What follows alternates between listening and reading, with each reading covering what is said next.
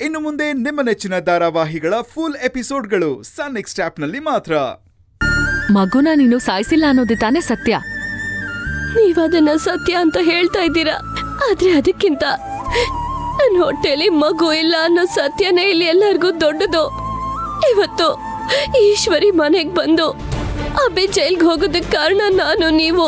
ನನ್ನ ಹೊಟ್ಟೆಲಿ ಮಗು ಇಲ್ಲ ಅನ್ನೋ ವಿಷಯ ಅಬ್ಬಿಗೆ ಗೊತ್ತಾದ್ರಿಂದ ನಾವಿಬ್ರು ಸೇರ್ಕೊಂಡು ಪ್ಲಾನ್ ಮಾಡಿದ್ವಿ ಅಂತ ಬಂದು ದೊಡ್ಡ ಗಲಾಟೆನೆ ಮಾಡಿದ್ಲು.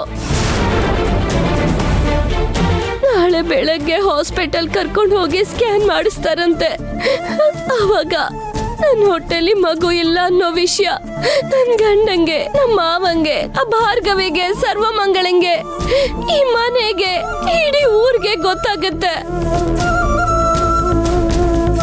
ಅವರೆಲ್ಲ ಮಗು ಇಲ್ಲ ಅನ್ನೋ ದುಃಖಕ್ಕಿಂತ ನಾನೇ ಮಗುನ್ ಸಾಯಿಸ್ದೆ ಅನ್ನೋ ಕೋಪದಿಂದ ಇದಕ್ಕೆಲ್ಲ ನಮ್ಮ ಅಣ್ಣನೇ ಕಾರಣ ಅಂತ ಎಲ್ರು ನಮ್ಮ ಅಣ್ಣನ ವಿರುದ್ಧ ತಿರುಗಿ ಬೀಳ್ತಾರೆ.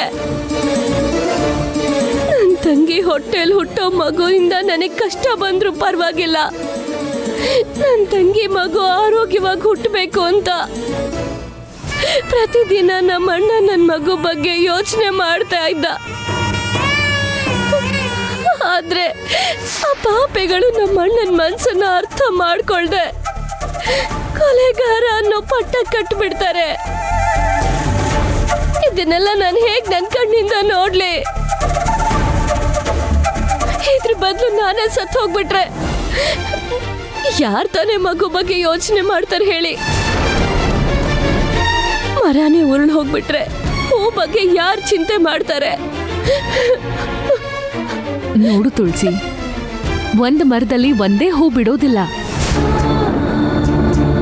ಇನ್ ಕೆಲವು ಮರಗಳಲ್ಲಿ ಮೊಗ್ಗಿದ್ದಾಗ್ಲೇ ಹೂ ಉದ್ರೋಗ್ಬಿಡತ್ತೆ. ಹಾಗಂತ ಮರ ಸುಮ್ಮನೆ ಇರೋದಿಲ್ಲ, ಸಾವಿರಾರು ಹೂಗಳನ್ನ ಬಿಡುತ್ತೆ. ಆ ಮರದಲ್ಲಿರೋ ಒಂದ್ ಹೂ ಉದ್ರೋಯ್ತು ಅಂತ ಆ ಮರ ಒಣಗೋಗತ್ತಾ? ಊರಲ್ಲೇ ಧರ್ಮರಾಯ ಅನ್ನಿಸ್ಕೊಂಡಿರೋ ನಿಮ್ಮ ಅಣ್ಣನಿಗೆ ನೀನಿಂಥ ಕೆಲಸ ಮಾಡಿ ಅಧರ್ಮ ಮಾಡ್ಬೇಡ ತುಳಸಿ. ಅಣ್ಣನ ಮೇಲ್ ಪ್ರಾಣನೇ ಇಟ್ಕೊಂಡಿರೋ ತಂಗಿನೇ ಸತ್ಹೋದ್ಲು ಅಂದ್ರೆ ಅವ್ರ ವಾತ್ಸಲ್ಯ ಸುಳ್ಳು ಅಂತ ಜನ ಮಾತಾಡೋದಿಲ್ವಾ?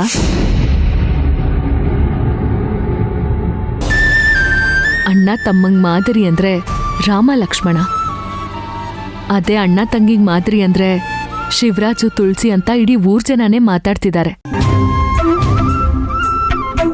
ಅಂತ ಜನರ ಮಾತನ್ನ ನೀನ್ ತಪ್ಪು ಅಂತ ಸಾಧಿಸೋದಕ್ಕೆ ಹೊರಟಿದ್ಯಲ್ಲ, ಇದ್ ಸರಿನಾ?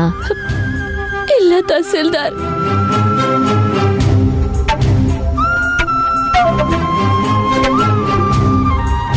ನೋಡು ತುಳಸಿ, ನಿಮ್ಮ ಅಣ್ಣನ್ಗೆ 100 ಸಮಸ್ಯೆಗಳಿದೆ. ಆದ್ರೂ ಅವರು ಕೆಳಗಡೆ ನಿದ್ದೆ ಮಾಡ್ತಿದ್ದಾರೆ. ಯಾಕೆ ಹೇಳು? ನೀನಿದ್ಯಾ ಅನ್ನೋ ಧೈರ್ಯ ಮತ್ತೆ ನಂಬಿಕೆ ಮೇಲೆ.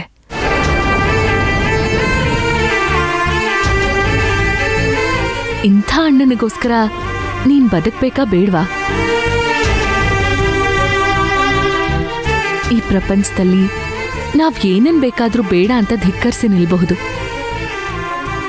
ಆದ್ರೆ ನಮ್ ಸಾವು ಅಂತ ಬಂದಾಗ ಅದನ್ನ ಯಾರಿಂದಾನೂ ತಡೆಯೋದಿಕ್ಕಾಗೋದಿಲ್ಲ ತುಳಸಿ. ಅದು ನಮ್ ಕಣ್ಣಿಗೆ ಕಾಣದೇ ಇರೋ ನೆರಳಂತೆ ನಮ್ ಜೊತೆನೇ ಬಂದಿರುತ್ತೆ. ಒಂದಲ್ಲ ಒಂದಿನ ಅದ್ ನಮ್ಮನ್ ಕರ್ಕೊಂಡು ಹೋಗುತ್ತೆ. ಹಾಗಂತ ಅದನ್ನ ನಾವೇ ಯಾಕೆ ಕೈಯಾರೆ ಕರ್ಸ್ಕೋಬೇಕು? ನೀನೇನು ಭಯ ಪಡ್ಬೇಡ. ನಾಳೆ ಧೈರ್ಯವಾಗಿ ಹಾಸ್ಪಿಟಲ್ಗೆ ಹೋಗು. ನೀನೇನು ತಪ್ಪು ಮಾಡಿಲ್ಲ ಅನ್ನೋದಾದ್ರೆ ನಿನಗೆ ಖಂಡಿತ ಏನೂ ಆಗೋದಿಲ್ಲ. ನಿನಗೆ ಹಾಸ್ಪಿಟ್ಲಲ್ಲಿ ನೋವಾಗುವಂತ ಯಾವುದೇ ಪರಿಸ್ಥಿತಿನೂ ಬರೋದಿಲ್ಲ. ಅದಕ್ಕೆ ನಾನ್ ಜವಾಬ್ದಾರಿಯಾಗಿರ್ತೀನಿ. ನನ್ನ ನಂಬು. ಇನ್ಯಾವತ್ತೂ ನೀನ್ ಈ ಥರ ಕೆಟ್ಟ ಯೋಚನೆ ಮಾಡಬಾರ್ದು, ಗೊತ್ತಾಯ್ತಾ? ಈ ಮಾತ್ರನ್ನೆಲ್ಲ ತೆಗೆದು ಯಾರಿಗೂ ಕಂಡಂಗ್ ದೂರ ಎಸಿ.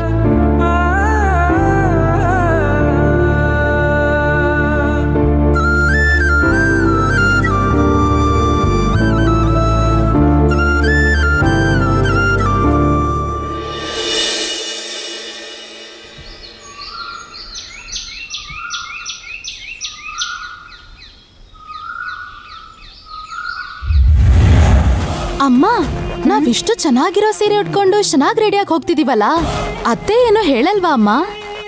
ಯಾಕೆ ಹೇಳ್ತಾಳೆ? ಹಂಗಲ್ಲ, ನಾವ್ ಹೋಗ್ತಿರೋದು ಹಾಸ್ಪಿಟಲ್ಗಲ್ವಾ.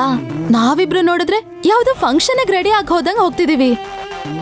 ಭಾರ್ಗವಿ, ನಾವು ತುಳಸಿನ ಹಾಸ್ಪಿಟ್ಲಿಗೆ ಕರ್ಕೊಂಡು ಹೋಗ್ತಿರೋದು ಶುಭ ಸಮಾರಂಭಕ್ಕೆ ಹೋದಾಗೆ ಕಣೆ. ಅಲ್ಲ, ನಮಗೆ ಇದಕ್ಕಿಂತ ಸಂತೋಷ ಪಡೋ ವಿಷಯ ಇನ್ನೇನಿದೆ ಅಂತೀನಿ. ಹೌದು, ಆ ತುಳಸಿ ಹೊಟ್ಟೆಲಿ ಮಗು ಇಲ್ದೇ ಇರೋದು ನಿಜ ತಾನೇ? ನಿಜ. ಅಲ್ಲ ಸರ್ವಮಂಗಳ, ನಿನ್ಗೆ ಯಾಕೆ ಡೌಟ್ ಬಂತು? ಡೌಟ್ ಏನೂ ಇಲ್ಲ, ಇನ್ನೊಂದ್ಕಿತ ಸರಿಯಾಗಿ ತಿಳ್ಕೊಳ್ಳೋಣ ಅಂತ ಕೇಳ್ದೆ. ಈ ದಿವ್ಸ ನಾನು ಆ ಎಳ್ನೀರಾಗೆ ವಿಷ ಹಾಕಿದ್ದು ಸುಳ್ಳ ಅಂತ ಅನ್ನಿಸ್ಬಿಟ್ಟಿತ್ತು. ಆ ಎಳ್ನೀರ್ ಕುಡಿದ್ಮ್ಯಾಕೆ ಅವಳ ಹೊಟ್ಟೆ ಒಳಗೆ ಮಗು ಖಂಡಿತ ಇರಕ್ಕಿಲ್ಲ. ಆದ್ರೂ ಅವಳಿ ವಿಷಯನ ಯಾರಿಗೂ ಹೇಳ್ದಂಗೆ ಹೆಂಗ್ ನಾಟಕ ಮಾಡೋಳಲ್ವಾ? ಹೌದಮ್ಮ, ಅವಳು ಭಯಂಕರ ಕಿಲಾಡಿ ಇದ್ದಾಳೆ.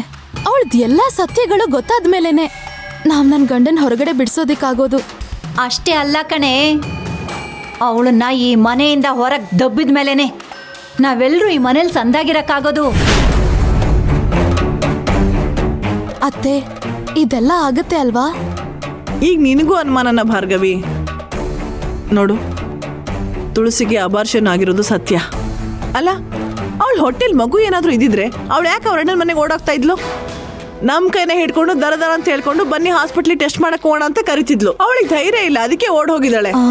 ಹೌದು ಅತ್ತೆ, ನೀವ್ ಹೇಳೋದು ಸರಿನೇ. ಹಂಗಾರೆ ಇವತ್ತು ನಮ್ ಜೀವನದಾಗೆ ಹಬ್ಬದ ದಿನ ಅಂತ ಅನ್ನಿ. ಅದರಲ್ಲಿ ನಿಮಗೆ ಡೌಟೇ ಬೇಡ. ಈಗ ಟೈಮ್ ಆಯ್ತು, ಬನ್ನಿ ಹೋಗೋಣ. ಹಾ ಬಾ.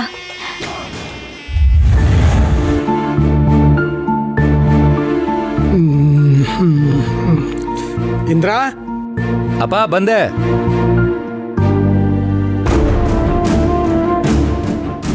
ಮಗನೇ, ನೀನ್ ಹೋಗಿ ತುಳಸಿನ ಮಾತ್ರ ಕರ್ಕೊಂಡು ಬಾ, ಶಿವರಾಜನ್ ಕರ್ಕೊಂಡು ಬರ್ಬೇಡ.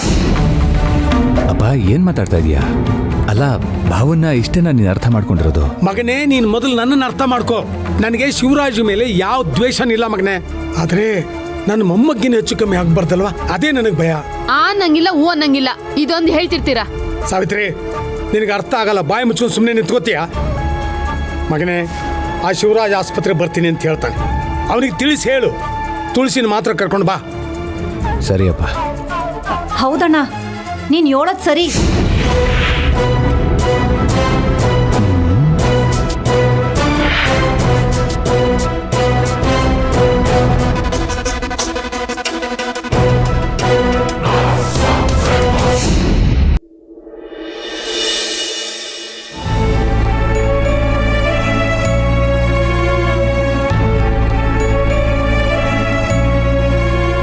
ತುಳಸಿ, ತುಳಸಿ,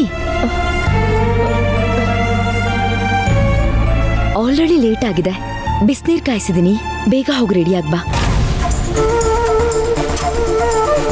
ಏನಾಯ್ತು? ಬಿಸಿನೀರಲ್ಲಿ ಸ್ನಾನ ಮಾಡೋಕ್ಕೂ ಭಯ ಆಗುತ್ತಾ? ಅದಲ್ಲ. ಮತ್ತಿನ್ನೇನು, ಆಸ್ಪತ್ರೆಗೆ ಹೋಗಕ್ಕೆ ಈಗ ಆಲ್ರೆಡಿ ಲೇಟ್ ಆಗಿದೆ. ಇನ್ನೇನು ಇಂದ್ರ ಅಣ್ಣ ಬಂದ್ಬಿಡ್ತಾರೆ. ಅದು ಅಲ್ಲದೆ ನಿಮ್ಮ ಅಣ್ಣ ಬೆಳಗ್ಗೆನೆ ಎದ್ದು ಸ್ನಾನ ಮಾಡಿ ರೆಡಿಯಾಗಿ ನಿಂತ್ಕೊಂಡಿದ್ದಾರೆ ನಿನ್ ಜೊತೆ ಆಸ್ಪತ್ರೆಗೆ ಬರ್ಬೇಕು ಅಂತ. ಅಣ್ಣ ರೆಡಿ ಆಗಿದ್ದಾನ? ಸರಿ, ನಾನು ಸ್ನಾನ ಮಾಡ್ಕೊಂಡು ಬೇಗ ರೆಡಿಯಾಗಿ ಬರ್ತೀನಿ.